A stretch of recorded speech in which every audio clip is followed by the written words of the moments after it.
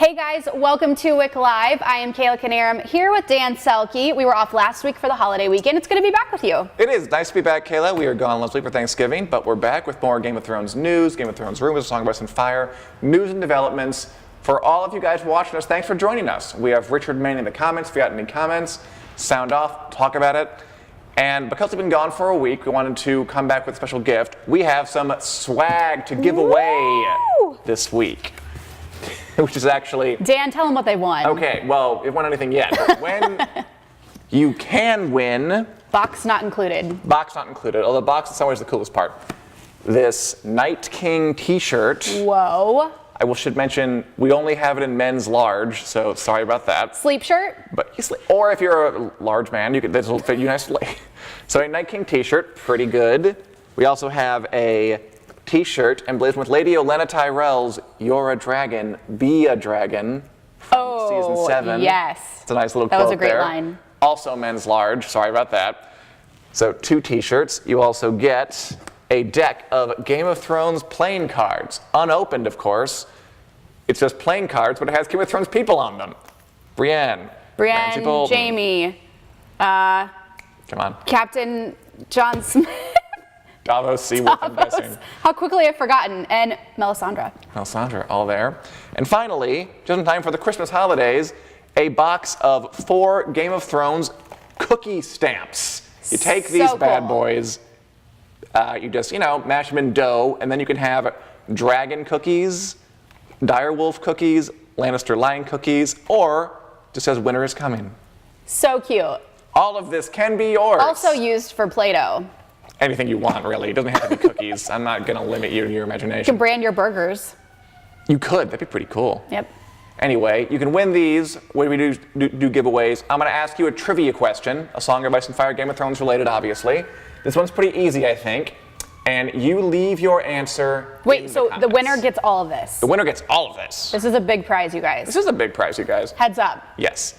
Okay, so I'm gonna ask a question. Leave your answer in the comments. If your answer is correct, I'm gonna get back to you on Facebook, and then you tell me, where you live, and I'll mail all this stuff out to you.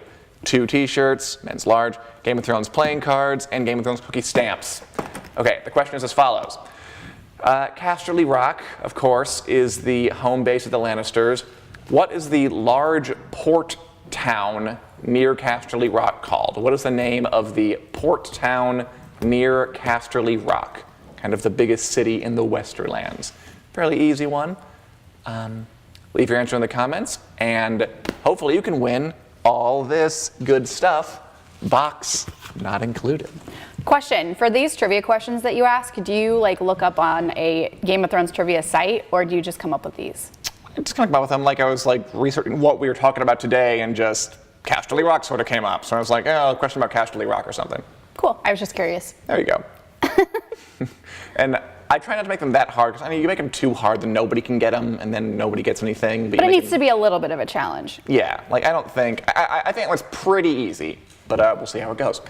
Anyway, but we're here to talk about Game of Thrones news, rumors, and otherwise. We are. Let's get straight into some fairly light, but still there, spoilers for Game of Thrones Season 8. Kayla, it's being filmed, it's going on, it's happening, things are moving, all that jazz.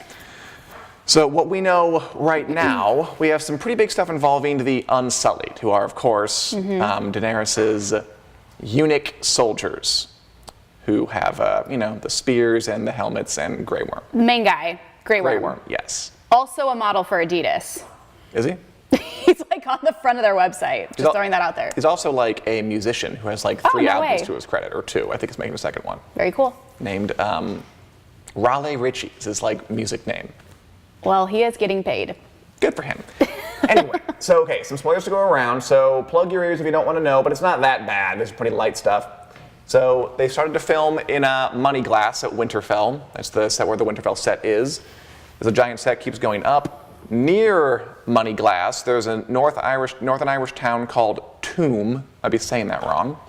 Where the Unsullied extras playing Unsullied soldiers have been filming stuff for weeks. So just a good band of extras getting together and filming some probably battle type scenes. Because, soldiers get together, that's what tends to happen. You film for weeks on end. The interesting news is that, according to Watchers on the Wall, which is a very reliable Game of Thrones fan site that kind of has the skinny on this stuff, they are equipped with spears that have dragon glass tips on them, which is pretty cool, right? Yes, it is. Let's see what we recall here, Kayla. Dragon glass is important because why? Because it kills the White Walkers. Kills the White Walkers. And John found the Mecca. Yeah, he found a whole mountain of it at Dragonstone. Went there, mined it, Daenerys led him, they fell in love, they boned in a boat, and now apparently they have enough of it to put it on the tips of all these spears, which is great. That's great news for the living. Very convenient, yes. I would want it on the end of my spear. Yeah, if you're fighting White Walkers and Whites, you want to have dragon glass tipped spears. If anybody has any questions, comments, concerns about that, let us know. I'd be curious to find out. So that's good. That's cool. And it's not too big a spoiler, so it shouldn't pollute your mind that over much. Also, interestingly enough, there's some casting news afoot. There's an actress named Danielle Galligan is going to play a character named Sarah in season 8. This is being the great tradition of Game of Thrones names that are kind of like real names, but aren't. It's not Sarah? It's not Sarah, it's Sarah. It's not Kevin, it's Kevan. That was hard for me at first. It was tricky. Just how the names are close, but not, Yeah, it is odd. It's not Edward, it's Eddard, and that kind of thing. Bran, Braun. Yeah, Brian. I guess Brian. I don't know. Catelyn, not Caitlyn. Exactly. I think it's based on the idea that, our names, if you trace them back to medieval times, they are a little different.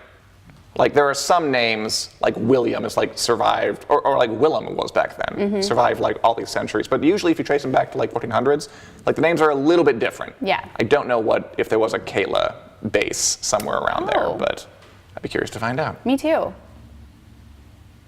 Okay. I was considering just asking more questions, but that will take us off track. We don't want to get there. So, Daenerys, Sarah, Donna. Donna. No, there's no base for Daenerys. Nothing like that. That's one's just completely original. So Sarah, interestingly, the only mention of a Sarah in the books is for a Sarah Frey, a granddaughter of Walder Frey. Now, we last saw Arya doing what to the Freys? Killing them. Killing them all. Killing all the men. Yes. Kill all the men in that great poisoning, leaving the women, we assume, intact. I was going to say, the women are still alive, yes? Yeah. Okay. So it's possible that if this is Sarah, the only other name we know Sarah is Sarah Frey, who's in the books, that's a Frey. And this lady's playing Sarah, so it's possible we're going to go back to the Freys. Maybe the ladies have taken over Possibly. in the absence of all the men dying out. That would be good, right? I think it'd be an Are they bad improvement. too? Or I don't know. We didn't really get to know a lot of them. Frankly, not all those men could have been bad. Surely there would have to have been like one or two good Freys somewhere. You would think. You would think. It's a big family. Yes. He's a lot of kids. A lot of girls. Arya took that choice away from them. Again, Arya, do you think Arya is a role model or a serial killer and not be looked up to? I like her. At times she's a little scary and intense, but there is a job to be done. She's fighting the evil forces. Doing a job. Yes. Okay, good. We'll go with that. Okay. I'm just saying, if you or your daughter looks up to Arya, like maybe step it back a touch, because there's some questionable stuff. So that's that. That's the season 8 spoiler news. Hopefully it didn't get you spoiled too bad. Side note. Yes. I feel like I saw something, and maybe I'm behind and this is already official. We're definitely not going to get it until 2019, season 8. It's not guaranteed yet, no. Oh. There's no official word on that. I feel like I read that somewhere, so I just wanted to double check. It's kind of... So there's still hope for 2018? There's hope. It's not a huge hope. I would say it's... if I were a betting man, I would bet on 2019. Okay. Is what I'm saying. But, there's no official word anyway. But so that is some of the... Kathy Boyd thinks the Frey ladies were abused. Which is very possible. Yeah. So maybe it is a good thing. Maybe it is. Coming to get their revenge. I could see that. That'd be nice. But I think that's a good indicator of where it's going. All right. Also, before we get into A Song of Dan and Josh, where we discuss A Game of Thrones, some fun stuff going around about kind of behind-the-scenes stuff. It's award season, Kayla, at least for some awards. The Grammy announcements came out. Actually, this is pretty big. For the first time, I don't know how this is the first time this has happened, Ramin Djawadi, who is the composer for Game of Thrones, finally got nominated for a Grammy. Yeah, that should be a clap thing. How is that possible? I have no idea. The music is so good. The music is great on this show. It has been consistently excellent. I mean, that opening theme is iconic. They have a concert that tours. Yeah, they're going to do their second leg early next year. You went. I did. It was fantastic. And the music is great. It's sweeping. It's orchestral. It's very big and beautiful and bold. And there's a lot of different themes in it. The Stark theme I love. Stark is my favorite theme. It's a great theme. And somehow he never got a Grammy nom. And the one that played during the... Yes, Light of the Seven. That's a good bit. That's a good... Excellent. And I mean... Jingle as well. The opening theme is like a classic, iconic opening theme by this point. But somehow he never got a Grammy, and now he has one. And I'm just really happy for Ramin. Well, nominated. Nominated, yes. Okay. He should win. Against... Well, he's up against the scores for La La Land, musical. Arrival. Shoot. Dunkirk and Hidden Figures. Dunkirk was stressful, the music in that. It was just like, it was like your heart racing the whole time. I mean, I liked it. Like violin, I don't know. Personally, that wasn't enjoyable. Yeah, I agree with you. Like Game of Thrones is more, like it's music I might actually listen to in the car or something. Like I wouldn't listen to Dunkirk in the car. I did love La La Land though. La La Land, yes. I mean, obviously it's a musical. The music better be good if it's going to be successful. City of Stars. La, da, da, da, da, da. And then what was the other one? Hidden Figures? Yeah. And then I think his biggest competition will be La La Land for that. Sure. I mean, on the one hand, it is out a while ago, La La Land. Yes. So Game of Thrones is much newer. It's also the only TV show on that list. Right. The others are all movies, which I just think kind of speaks how demanding and good it was that it broke in there. The category is actually, what is it called? Best Score Soundtrack for Visual Media, which is good and vague. And anyway, I hope he takes it. I believe they're going to air in January. Grammys? Yeah. They're usually in February, I believe. Fair enough. Next year, we're rooting for you, Ramin Djawadi.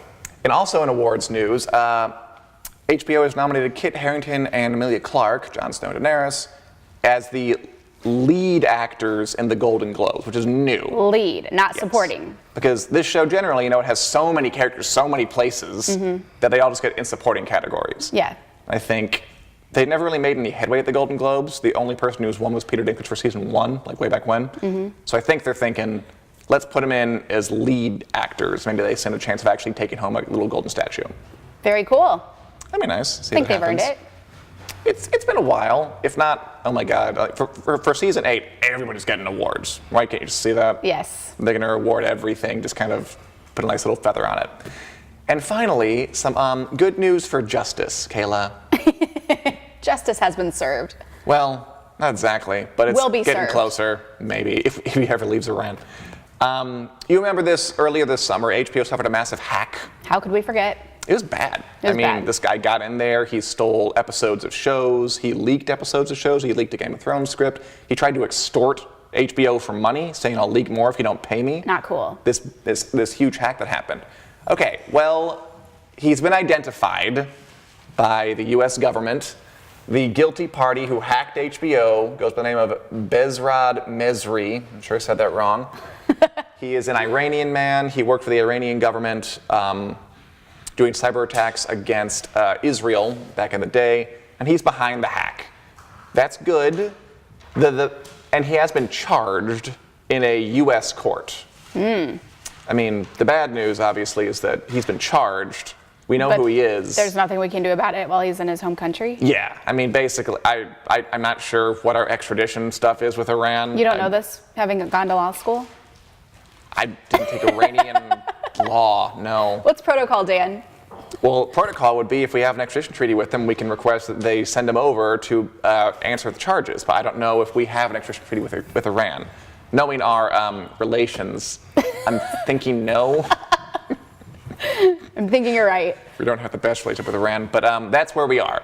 But and by the way, the press conference, the U.S. Attorney what's his name? The U.S. Attorney who announced it, whose name was June Kim.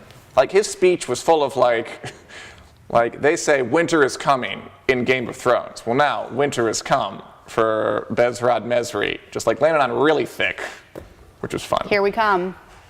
Hopefully. He's been warned. He's been warned.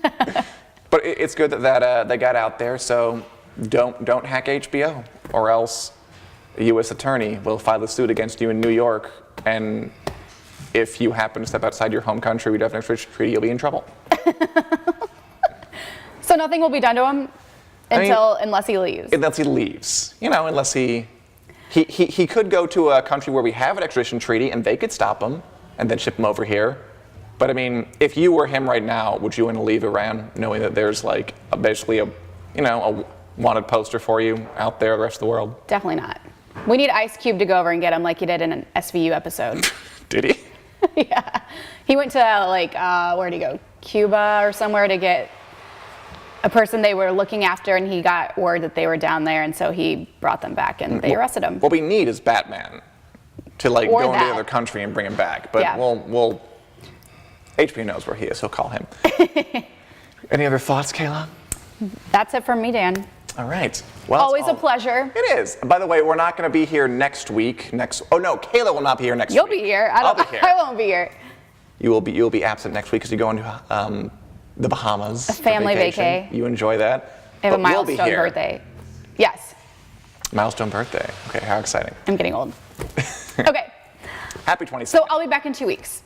Yes, but I'll be back in 1 week. See you all then. And now I'm going to invite Josh Hill onto the show. Hey Josh, how are you? Dan, welcome. For A Song of Dan and Josh, where we go through the A Song of Ice and Fire novels, chapter at a time, discussing the themes, the plot lines, how it differs from the show, and just read through it. By the way, the gimmick is, of course, that I have read the books, seen the show. Josh, you've seen the show but have not read the books. Not read the books. Read it for the first time. Yeah. Josh, how are you? I'm good. How's Thanksgiving? My Thanksgiving was great. How about yours? I really enjoyed it. I didn't think about A Song of Ice and Fire for a little bit. It was weird. I'm glad I'm back. It's bizarre. Yeah. Anyway, I think for today we read 3 chapters. Tyrion, Jon 2, and Daenerys. Daenerys' wedding to Khal Drogo. Some meaty stuff to talk about here. Lots of stuff. Let's start with Tyrion. So this is our first look into Tyrion's head. This is our first Tyrion chapter. Anything stand out about it to you? I mean, I already liked Tyrion as a character from the show and all that and everything. But again, this is another example of getting inside of the character's head in the book and really feeling a lot more emotion towards the character than I did on the show. And that's true of Tyrion, who, you mentioned it in your notes and I picked it up on mine too. Little things like him going up the stairs and stuff like that. And it's you really get in his mind of just this cool character on the show that you think is always calm, always knows what to do. You don't really think about his struggles like that. And I'm assuming we're going to get into his mental struggles and everything that comes with that. But I really felt connected to Tyrion, and I felt invested in his struggles, in his everyday life, which kind of really made me feel more for him. By mental struggles, do you mean alcoholism? That and being a Lannister, not wanting to be a Lannister, but wanting to be a Lannister, and his struggles. Right. No wonder he's an alcoholic. I don't know being torn. Yes, of course. It wouldn't be. I mean, yeah, like the thing you said about like his struggles being kind of internalized. That like there were small things that you. I guess it's hard to draw attention to in a show, like the way they mentioned him struggling to get up the stairs or down the stairs from the librry because he has small legs. He's just small. And the stairs aren't made for a small leg person; they're made for a full-grown person. So naturally, he has more trouble with than other people, which is like a nice little detail that again he's very good, Martin. I think at making each chapter really feel unique and like it really is a point of view. Yeah. Like it never goes third person. He says that the way he writes is he doesn't like write the chapters in order. He like gets into a Tyrion mode. Like writes several Tyrion chapters, and then like a Bran mode, and writes several Bran chapters, and an Arya mode. And that makes sense when I read these, because if he had to like switch between being in these minds for each chapter, I think it would get difficult or exhausting to like shift those gears. Yeah, it'd be a little weird, but I didn't write Game of Thrones, so no. If I did, we'd be having a very different conversation. We wouldn't be having a conversation at all. You'd be counting your money on your yacht. Oh, yeah. Your yacht. No, plane. I would be trying to write Winds of Winter is what I would be doing. Good call. So that's assumably what he's doing too. Also, on the notes, and you mentioned this too, his interactions with Jaime and Cersei, and how he definitely knows that they're. I think so. Do you think he knows? I think so. I think it was implied enough. Does Tyrion know that Jaime pushed Bran out the window? I mean, on the show, it's not, we don't really go too deep into it. No, not really. So this is the chapter after Bran falls. And like a week or two have gone by, Bran's in a coma. And that last scene with Jaime, Cersei, and Tyrion at the breakfast table, and Tyrion's kind of sly about it. What does he say?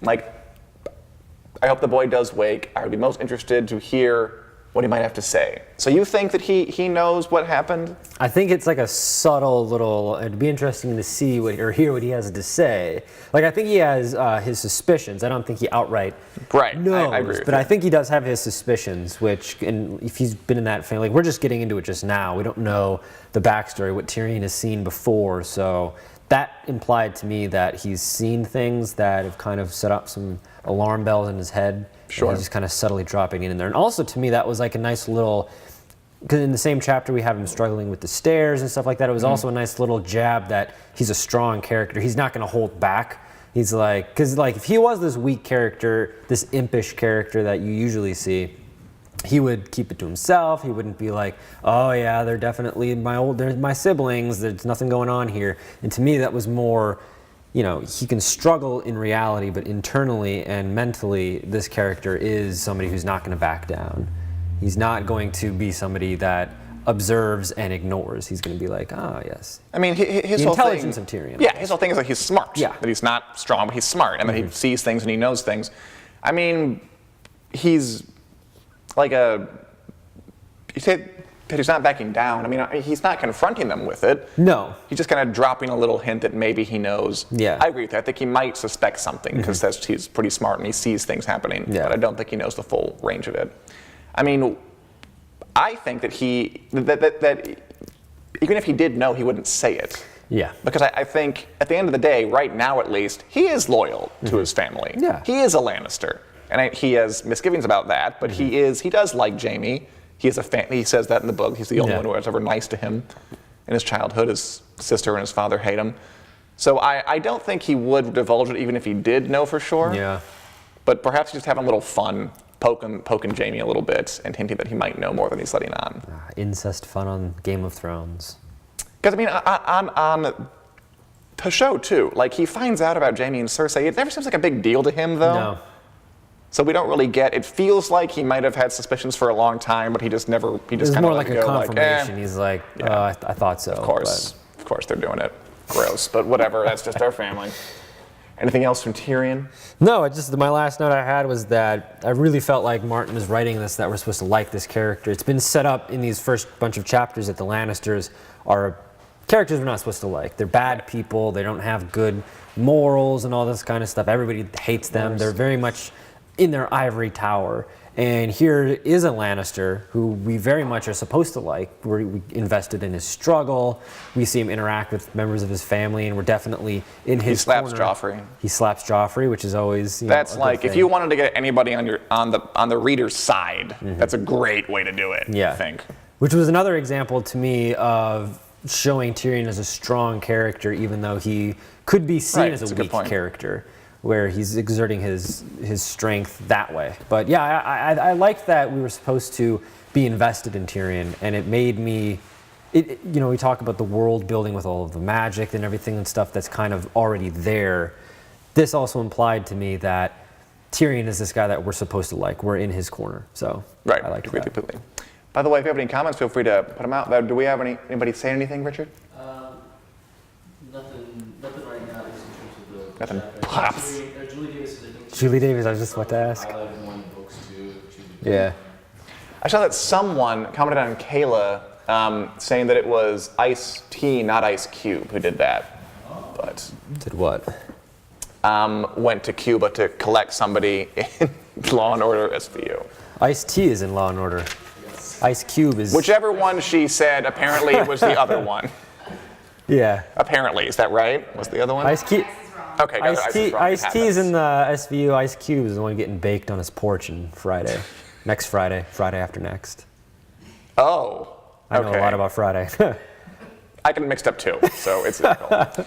Before we leave Tyrion, I always think it's fun to look at the vocabulary he uses in these, both the kind of medieval-esque stuff and the stuff that, because I mean, he's a writer, he will repeat phrases. Yeah. Okay, just look out for this. The phrase "mummer's farce" will show up a lot. Okay, I can get down with that. You know, do you have any idea what that means? I don't. He mentioned it in there, like at some point, this mummer's farce is over. It basically, it's like a charade. Oh, it's like, I kind of say like, this charade has gone on far too long. It's in something like that. Yeah. It's the medieval version of a kind of something everybody's doing, but they're kind of all faking it. This is his like Tolkienese. He's coming up with his own like mannerisms, euphemisms and stuff like that. Well, I mean, a mummer is an old-timey word for an actor. That's true. Oh. That's what they were called. And a farce, it's a farce. That's a word we use. Just, I haven't read the books. Just, I can tell you, he leans on that one a lot. You'll see this is a mummer's farce come up a lot. All right, always fun to see how Martin uses that stuff. Also, I also liked how he just described Tyrion's breakfast as a cold, cheerless meal, kind of pulling back on the lengthy food porn he likes to get into sometimes. Yeah. All right, moving on to the second Jon chapter. Which in my notes I had written as it's more like a Catelyn chapter because he's very much talking to her and we're getting her reaction of what happened to Bran and everything.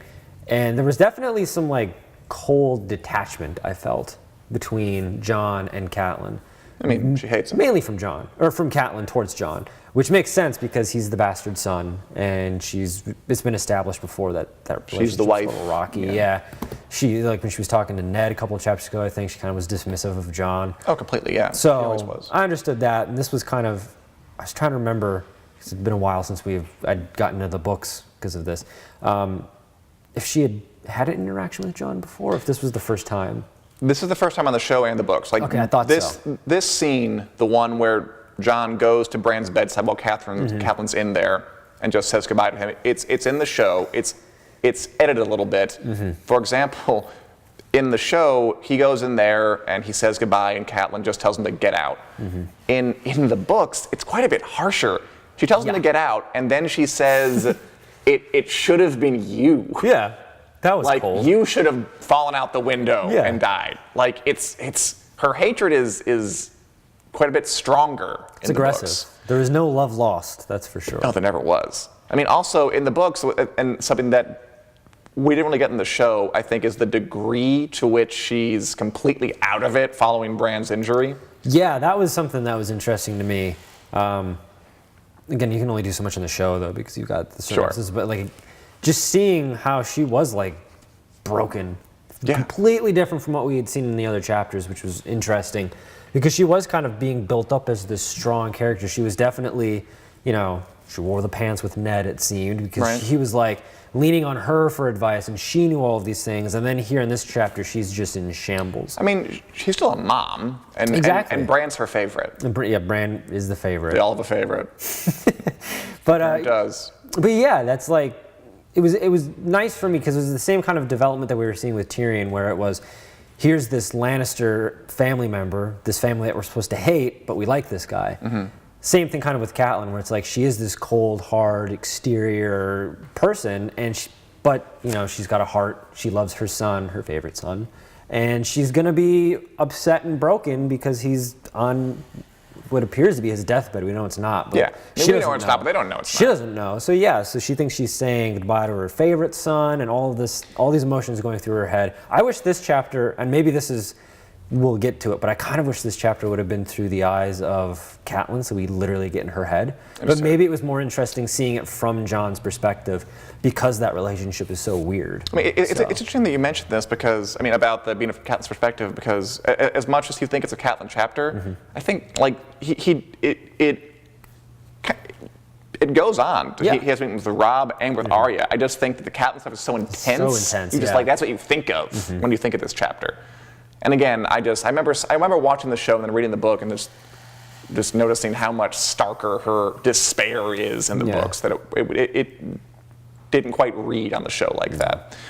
But it's interesting that you mentioned the Catelyn chapter because again, it's like it's 1/3 of it. Then he goes on to meet with Robb, and that scene's in the show too. All these scenes are in the show. Yeah. He says goodbye to Robb. They hug. It's kind of cute, like a bromance going on. I don't know much to say about that one. It's nice. I liked it. Yeah, it was. And then the kind of the other big emotional moment from this one is meeting with Arya, and Jon gives her Needle, her sword, pretty important moment. And they have like a grand old time together, literally finishing each other's sentences.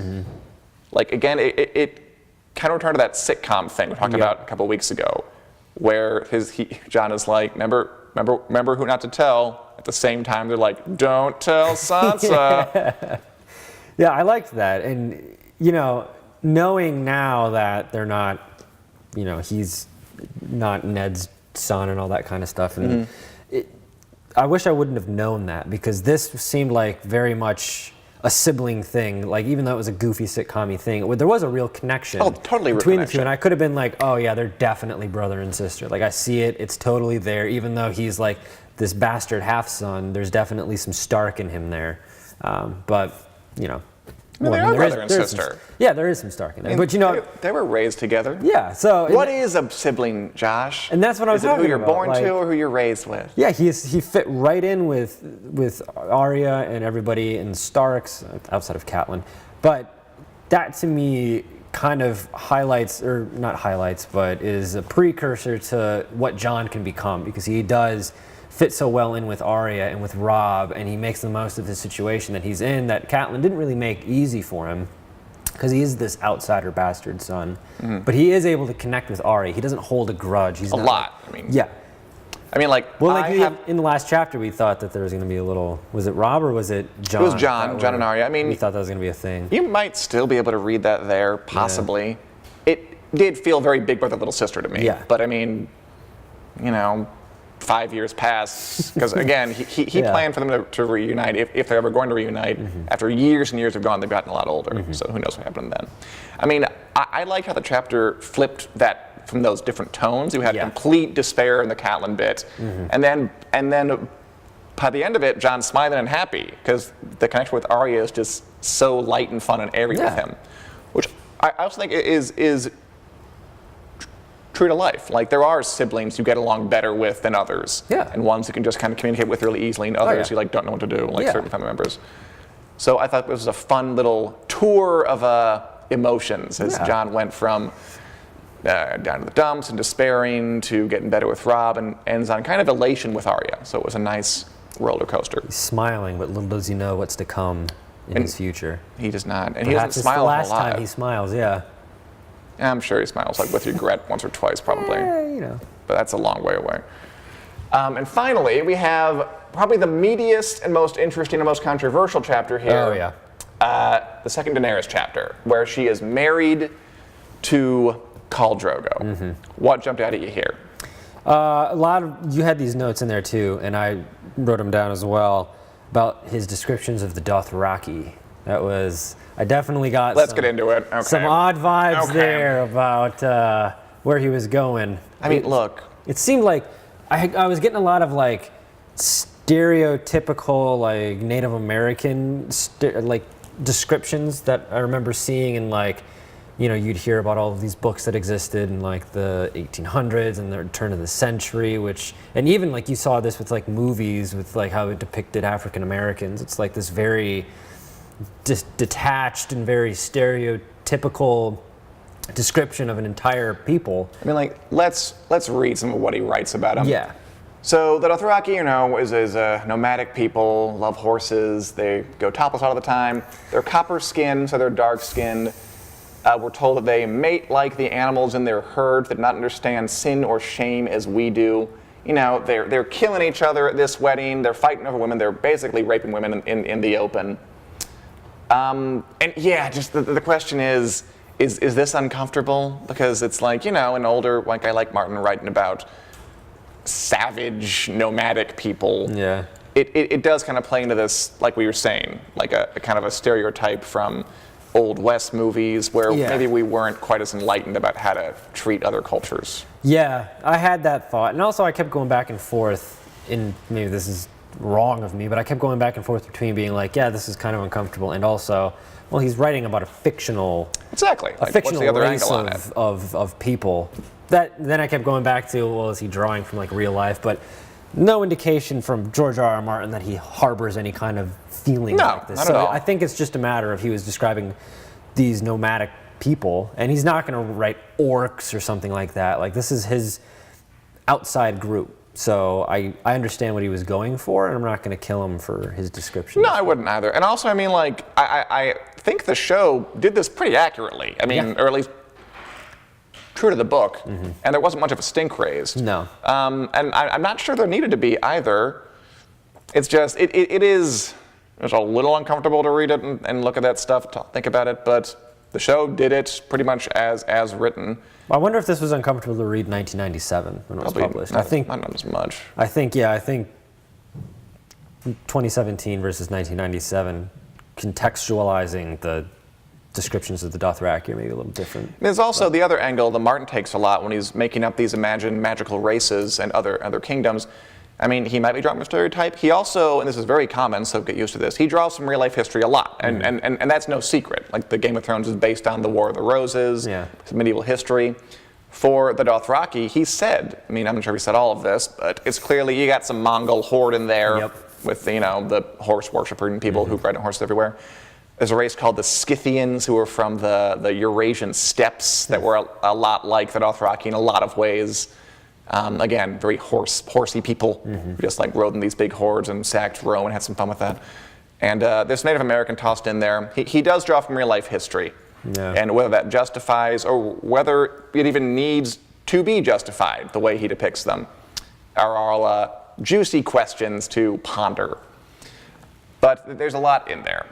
Another thing that I think maybe takes a bit of the edge off, or maybe it's part, or what do you think of it, is that so we're showing these like kind of savage people. That's the word that comes to my mind, like savage people who are raping and killing at the wedding.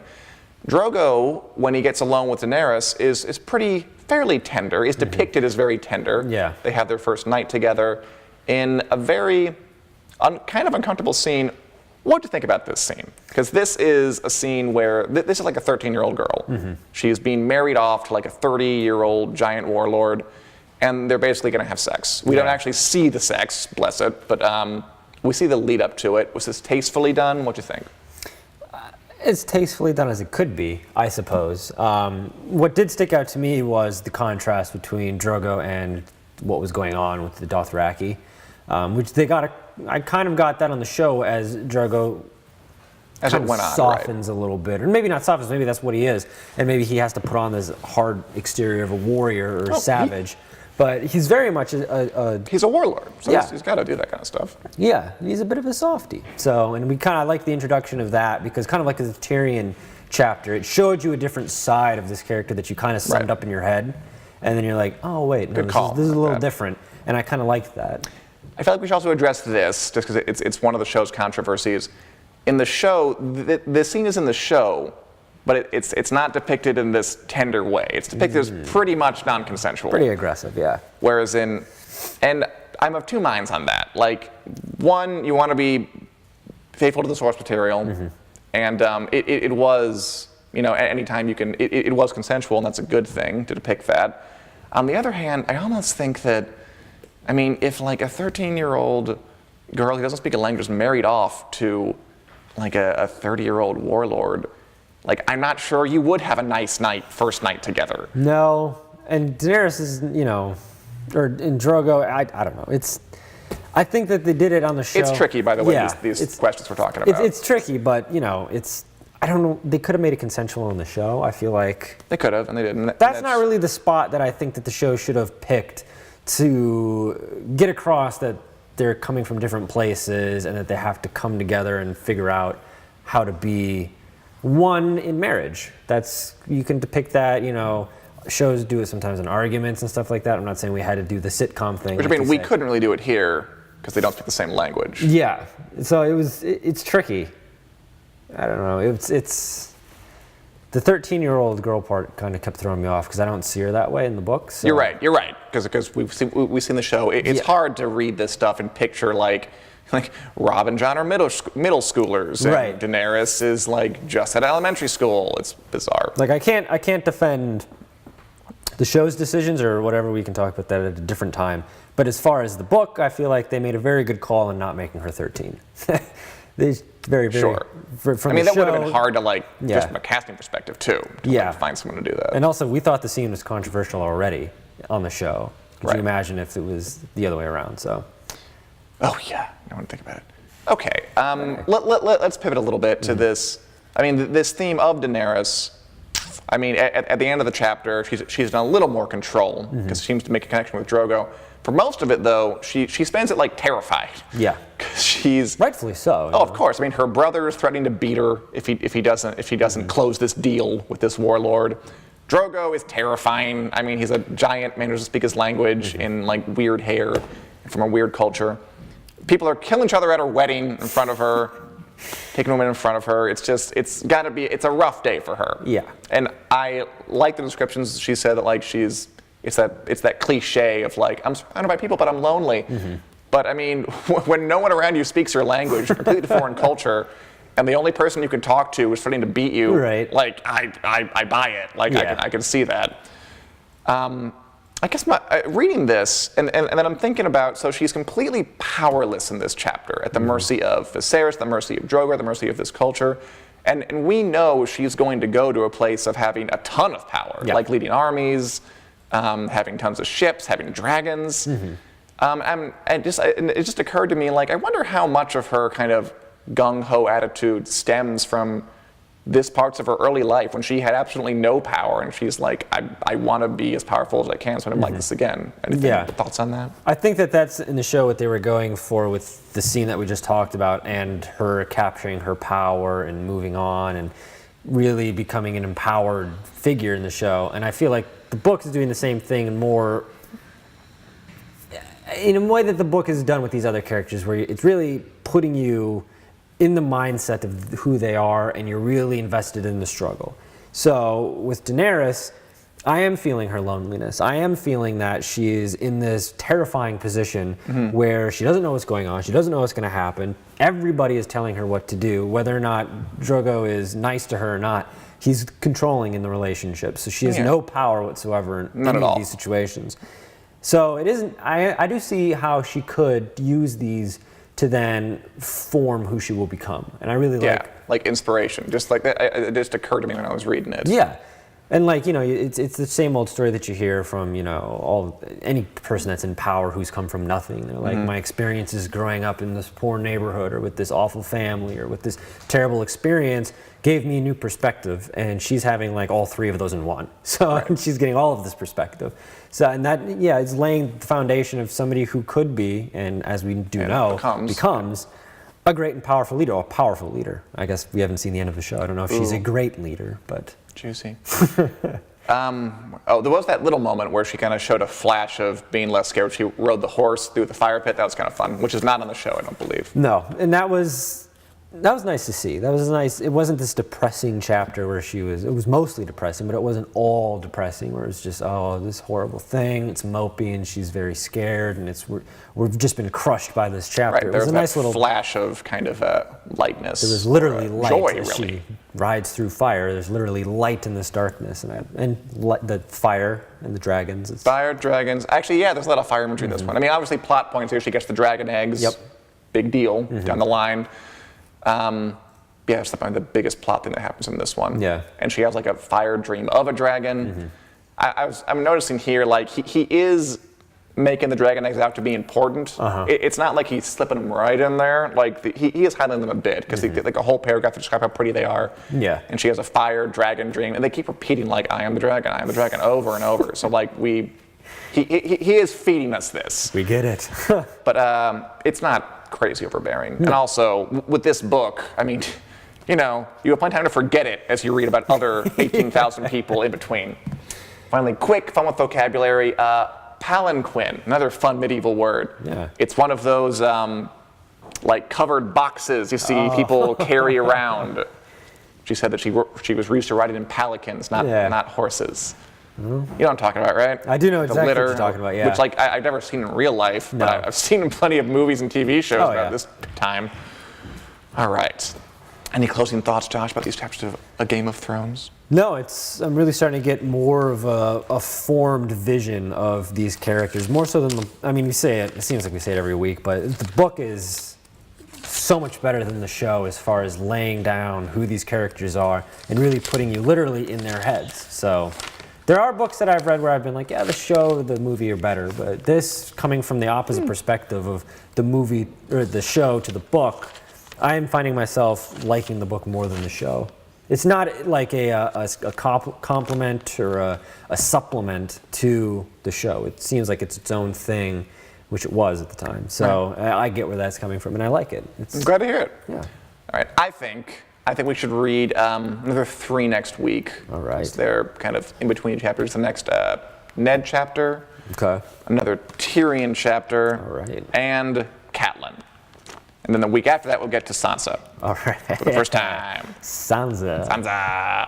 And by the way, thanks to everybody who watched. Yeah. Thanks to everybody who put in their answers to the trivia question. One of you lucky people will win the shirts and the cards and the cookie stamps. Yeah. We'll get back to you soon. Thanks for watching. We'll be back next week, Wednesday at 4 o'clock, for more Game of Thrones news, more Song of Ice and Fire rumblings, more A Song of Dan and Josh. Have a wonderful day.